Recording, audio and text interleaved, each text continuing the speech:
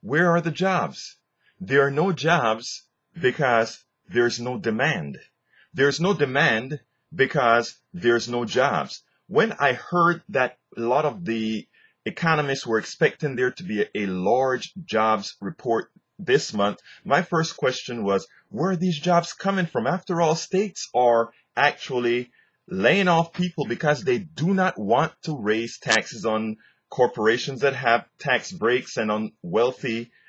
Instead, what they're going to do, or what they're doing, is laying off teachers, they're laying off county workers, they're laying off city workers, they're laying off psychologists, they're laying off a whole bunch of people in these states, and that will show up in the unemployment report. But what is not said is that those people that got laid off, they no longer shop.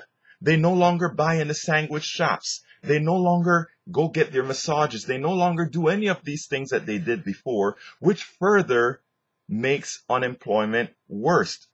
So the idea that austerity within state governments, austerity within the government is somehow going to make a better economy is a false statement. The idea that government cannot create jobs is something that's been preached, something that many believe because it's been preached so much and it has not been refuted enough.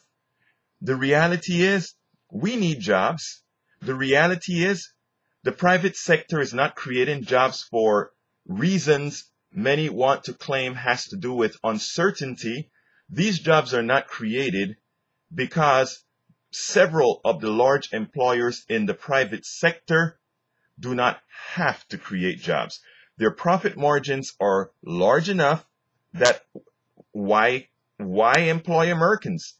If they need to employ more, employ them overseas. The tax laws and tax breaks that they get benefit a middle class in America with a high unemployment. It is to the benefit of many private sector employers to have high unemployment because it keeps their employment costs low, it keeps wages low, and if for some reason the middle class rebels and says we want better wages, there's always China, there's always Vietnam, there's always the Philippines to get slave labor.